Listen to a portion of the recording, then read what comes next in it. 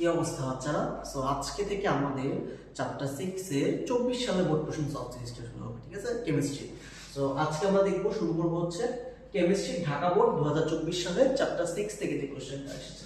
এই কোশ্চেনটা যদিও চ্যাপ্টার 6 আর হচ্ছে চ্যাপ্টার 12 এর মিলিত কোশ্চেন, ঠিক আছে? এই কোশ্চেনটা আসছে হচ্ছে চ্যাপ্টার 6 থেকে, আর এই কোশ্চেনটা এসেছে হচ্ছে চ্যাপ্টার 12 থেকে। সো আমাদের গহ নাম্বারটা লাগবে না, যেহেতু এটা আপনাদের শর্ট সিলেবাসের বাইরে, দ্যাটস ওয়াই আমাদের গহ নাম্বারটা লাগবে না, আপনাদের গহ নাম্বারটা করলেই কি হয়ে যাবে।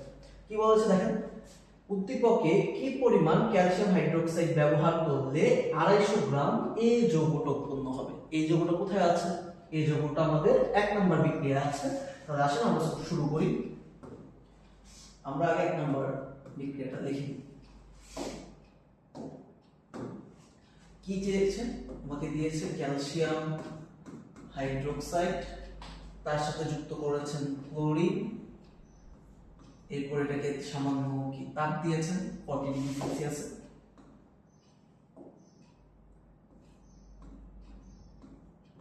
ডিগ্রি সেলসিয়াসে। ওকে, এখান থেকে উৎপন্ন হয়েছে আমাদের এ যৌগ আর হচ্ছে H2O। এই যে এ যৌগটা, সেটা হচ্ছে আমাদের ব্লিচিং পাউডার, বা যেটাকে আমরা বলি হচ্ছে CaOCl। ঠিক আছে, ব্লিচিং পাউডার হিসেবে আমরা যেটাকে চিনে থাকি। তো আমরা এখানে বিক্রিয়াটা পূর্ণ করে দিই। CaOCl প্লাস হচ্ছে H2O। একটা সেকেন্ড, ভাই ফোনটা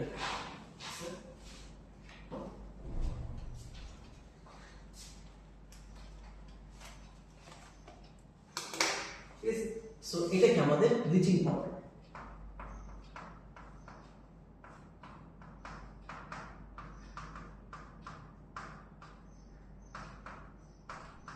ব্লিচিং পাউডার, ঠিক আছে? সো আমাকে বলেছে কি পরিমাণ ক্যালসিয়াম হাইড্রোক্সাইড ব্যবহার করলে 250 গ্রাম ব্লিচিং পাউডার পাওয়া যাবে। তাহলে আমরা কি করব?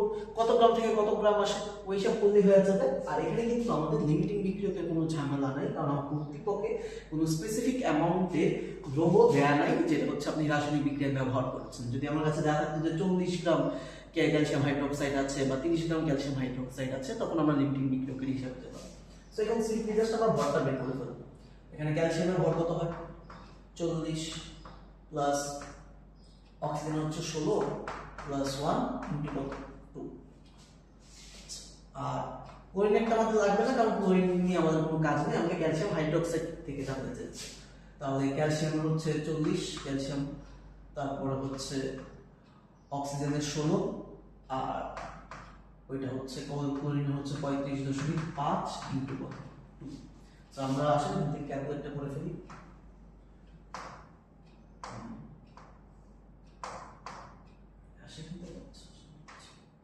আমাদের ছিল হচ্ছে ক্যালসিয়ামের 40 প্লাস 16 17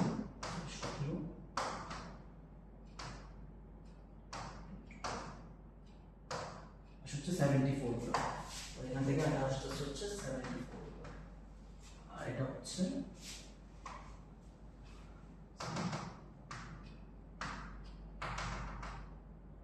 প্লাস 16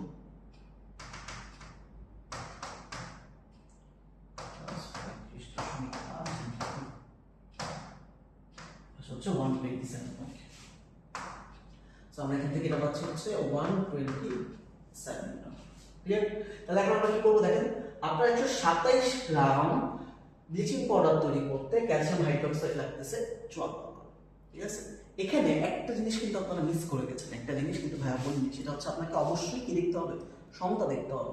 এখন দেখেন এই জায়গায় যদিও আমাকে সমতা করে দেওয়া আছে, বিক্রিয়াটা আলাদা করে সমতা করার দরকার পড়ে না, এই কারণে ভাইয়া সমতা করিনি, বাট আপনারা কিন্তু অবশ্যই খেয়াল রাখবেন। দেখেন তারপরে আমি বুঝিয়ে দিচ্ছি। আমার এখানে ক্লোরিন কয়টা আছে? 2টা। এখানে Cl2 হবে অ্যাকচুয়ালি, ঠিক আছে? সো এখানে ক্লোরিন 2টা, এখানে ক্লোরিন কয়টা আছে? 2টা আছে। ধাতু কয়টা আছে? ধাতু এই পাশে একটা আছে, এই পাশে কয়টা আছে? একটা আছে। অক্সিজেন কয়টা আছে? ওখানে 2টা আছে। এখানে একটা অক্সিজেন, এখানে একটা অক্সিজেন, 2টা মিলে গেছে। হাইড্রোজেন কয়টা আছে? 2টা আছে। এখানে হাইড্রোজেন কয়টা আছে? 2টা আছে। সো আপনার সংখ্যা অলরেডি করা দেওয়া আছে, দ্যাটস ওয়াই আপনাকে এই বিক্রিয়াতে আলাদা করে সংখ্যা নিয়ে কোনো প্যারা খাওয়ার দরকার নেই, ঠিক আছে? তারপর আপনারা অবশ্যই খেয়াল করবেন যে সমতা লাগবে কিনা। তাহলে আমরা এখানে লিখতে পারি কি 127 গ্রাম CaOClCl তৈরি করতে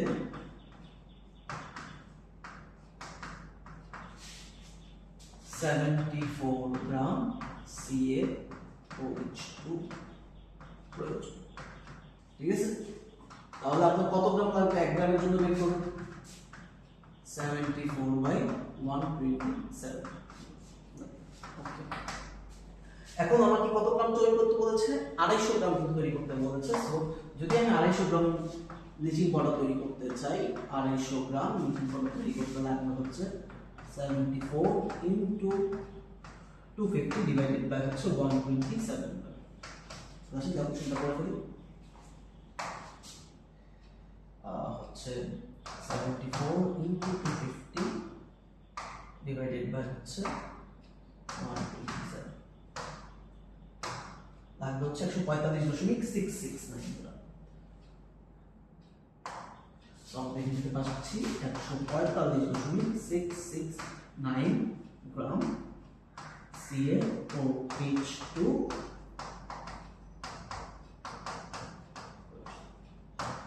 একদম ইজি কোশ্চেন না, এখানে আমাদের কোনো লিমিটিং বিক্রিয়কের কোনো ঝামেলা নেই, কোনো ঝামেলা নেই, জাস্ট সিম্পল ক্যালকুলেশন। পরীক্ষা আসলে জাস্ট ম্যাক্সিমাম 2 থেকে 3 মিনিট লাগা উচিত। ঠিক আছে, আশা করি সবাই এটা বুঝতে পেরেছি, তার কোনো প্রবলেম নাই। দেখা হবে নেক্সট কোনো ভিডিও।